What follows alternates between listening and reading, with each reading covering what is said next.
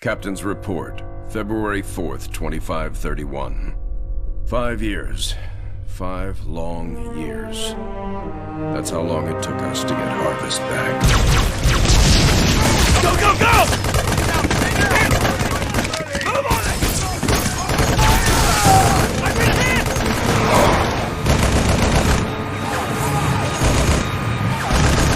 Keep firing!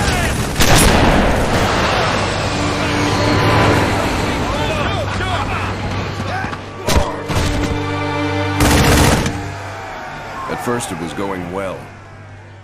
Then setback after setback.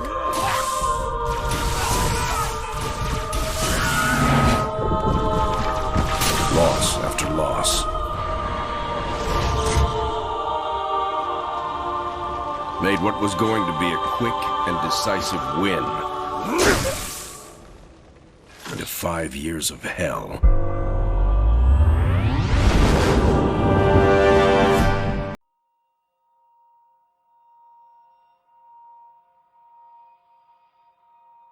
The original Halo Wars is one of the most important games in the Halo series.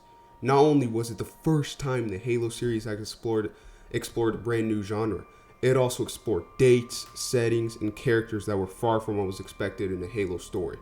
The RTS genre wasn't completely new for Halo, however. Combat Evolved was actually supposed to be an RTS game for Apple before Bungie got bought out by Microsoft.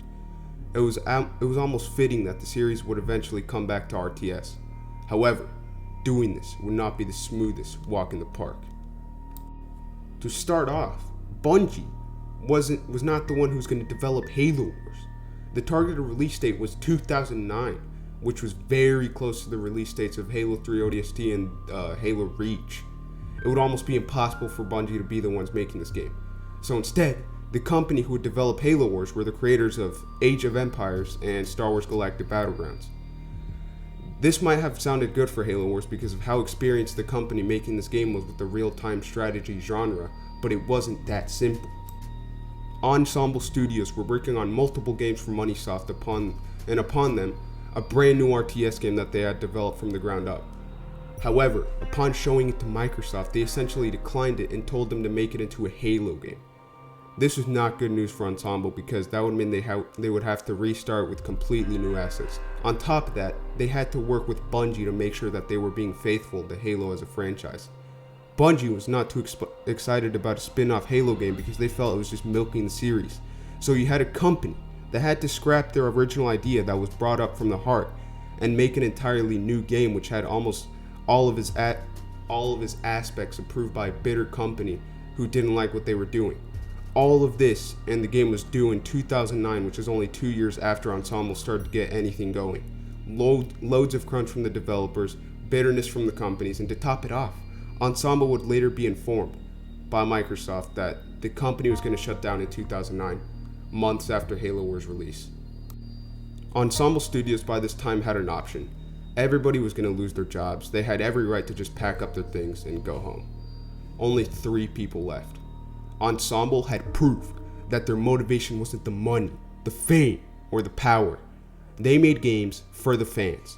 Ensemble set out to finish their last project, and that is exactly what they did. Ensemble deserves all their respect, and their legacy has been set in stone. So how did the game turn out?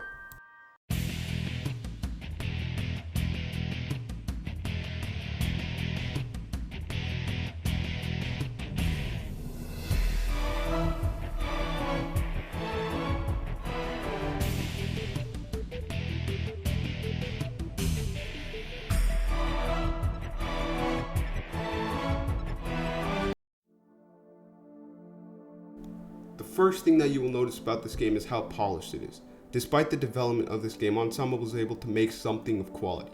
The gameplay is actually very simple compared to other RTS games, but it's still good. The units in this game all have some role in the sandbox and control pretty well most of the time. Some have a second ability like Warhawks can ram and Spartans can hijack. I would say the only problem with the control is that some units can't get out of each other's way, dude. Like, sometimes they just don't go where you want them to go because the other units are in their way. It is a minor problem, but it can get very annoying. The bases in this game are simple and good too. The currency for units is just supplies, You have tech level, which the higher it is, the more units you have access to, and also unit upgrades. There are 6 buildings: the infantry, the air units, the ground vehicle units, the supply generator, the tech level building, and the upgrade building. This can sometimes feel small, but it ensures that there are no useless units or buildings. There are some mammoths, which are pretty cool because they're basically mobile bases that can train infantry on the go. And yeah, that's cool. But all in all, the gameplay is simple but effective. The level design or map design in this game is very good. There are a lot of different power points you can put your units in, and there are a lot of teleporters and shield barriers that can change the tide in a game. And there are a lot of little gimmicks that make the game more interesting. You know, stuff like this, dude. This is what you need in an RTS game to keep it interesting. When it comes to variety, this game is a mixed bag. There's only campaign and multiplayer. There are 15 campaign levels and 18 multiplayer maps. This is a very good selection. In multiplayer, you have 5 game modes. Some are creative, like Tug of War and Keep Away, and others are just a change in resources or some random gimmick. What is there in Halo Wars is good, but the lack of game types like Firefight or something can make a game lack replay value, especially in an RTS game where that is a very big factor. Now, this isn't something I talk about a lot in games, but oh my god, dude, the soundtrack is just GOAT status. I revisit the soundtrack a lot, and I have to say that the composers did a very good job. Definitely one of the best in video games. So I think the efforts of Ensemble definitely paid off, but not without its faults. There are some problems with the game, but nothing that affects the legacy of Ensemble. Halo Wars ended up being quality, but how does Halo Wars fit into the Halo universe? The year is 2525. Planet Harvest is a human-populated planet. It has just over 250,000 inhabitants. It was a peaceful planet until February 11th, 2525, where an alien race known as the Covenant made first contact with the human race. The UNSC would quickly take note of this and send units into Harvest to fight off the Covenant.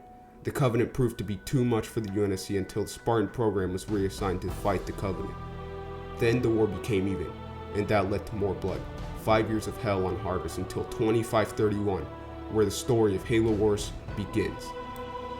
The UNSC Spirit of Fire is a frigate with orders to stay on Harvest and fight for it.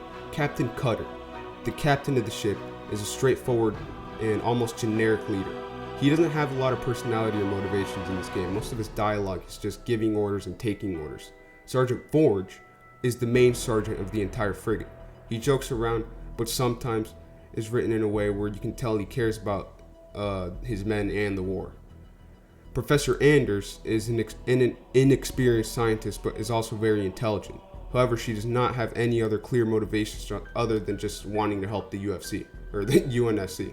Serena is the ship's AI. She can be very sarcastic and sometimes even rude, but she does her job and does care for the crew. The Spirit of Fire stays on Harvest until Professor Anders finds out that the Covenant is going to Arcadia, a human-inhabited planet seen as a getaway place and not one to live in. She knows this based on the information provided by a relic found on Harvest. Captain Cutter orders to go to Arcadia, and they find out that Anders was right. The Covenant is attacking, and all that is there to protect the civilians is a small army and the Spartan group of Red Team. Spirit of Fire goes down to Arcadia to help Red Team fight back. Red Team in this game don't actually have a lot of character in them. Like, it seems like they're just there to be Spartans, you know, and the fight, I guess.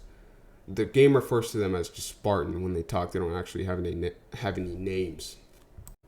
The Spirit of Fire then discovers a big bubble shield that the Covenant deployed to guard the Forerunner artifacts that they discovered. The Spirit of Fire infiltrates and clears out the area to take control of whatever Forerunner artifacts were there. Once the mission is complete, Professor Anders goes down to research and document the artifacts. Sergeant Forge follows her to protect her. Forge tries to talk, but Anders is more focused on her work. Then, from thin air, an Arbiter comes out from being invisible and captures Professor Anders. This is not the Arbiter from the games that helped unite the elites in humanity. This is the Arbiter before him. Not a lot of information is given about this Arbiter. All we know is that he is very aggressive and did something to become the Arbiter. Arbiters are elites who failed and now do as the prophets tell them with no regard for their well-being. It is a title of failure, but also respect. The Arbiters have helped the Covenant a lot throughout their existence, from the Grunt Rebellion and the Taming of the Hunters are a few examples. Arbiters usually do very well for the Covenant. Arbiter brings back Professor Anders to his leaders, the Prophets. We learn that the motivation of the Prophets is to gain control of foreigner weapons and destroy humanity. This is just part of their grand motivation, the Great Journey, but that is a story for another day. Once they capture Professor Anders, they use her to activate a map that shows them where the foreigner arsenal is. They go there. The Spirit of Fire keeps track of Professor Anders and track her to a mysterious planet they have little info about. The UNSC decides to go to her location, and while looking around on the planet, they encounter the nightmare of the universe, the Flood. The Spirit of Fire, having trouble with the Flood, discover an entrance into the planet. They go for it, and the Sentinels clear the Flood off their ship as they enter. Professor Anders uses a teleporter to escape, and she makes it to a location inside the planet where the Spirit of Fire recovers her. Anders tells the crew that the Covenant wants to gain access to a foreigner arsenal and end humanity. They come up with the plan to use the frigate's core and use it to detonate the world so everything gets destroyed and humanity can't survive.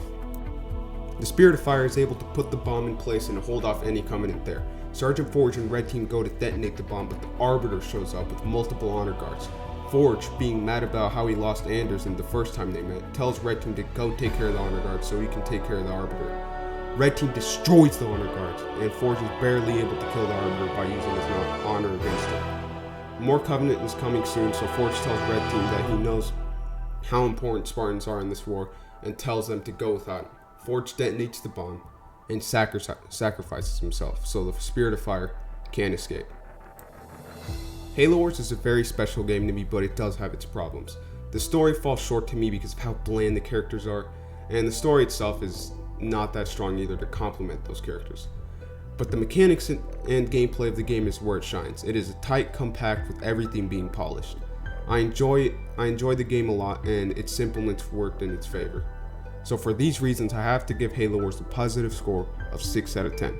But guys, please watch this ending. Not for me, but for the legend, Ensemble Studios.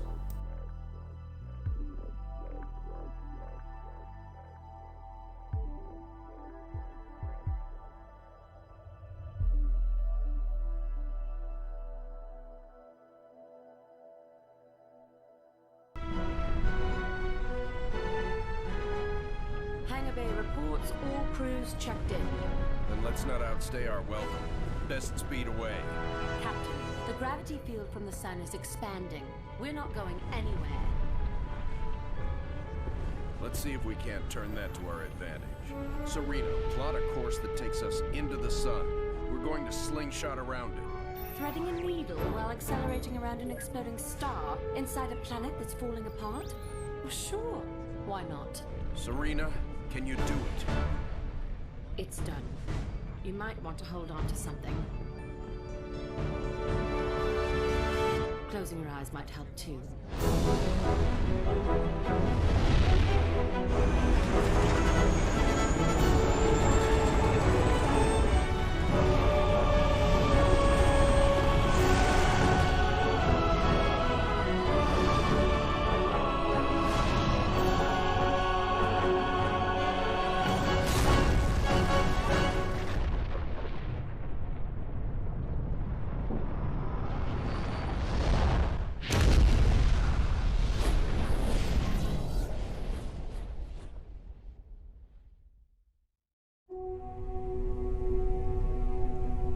Captain, I would much rather stay awake to monitor this area. Professor, there's been no sign of the Covenant for almost 2 weeks. There's nothing to do. But Captain... But nothing, Professor. You got us all out of there alive. Get some rest. Not all of us, Captain. Not all of us.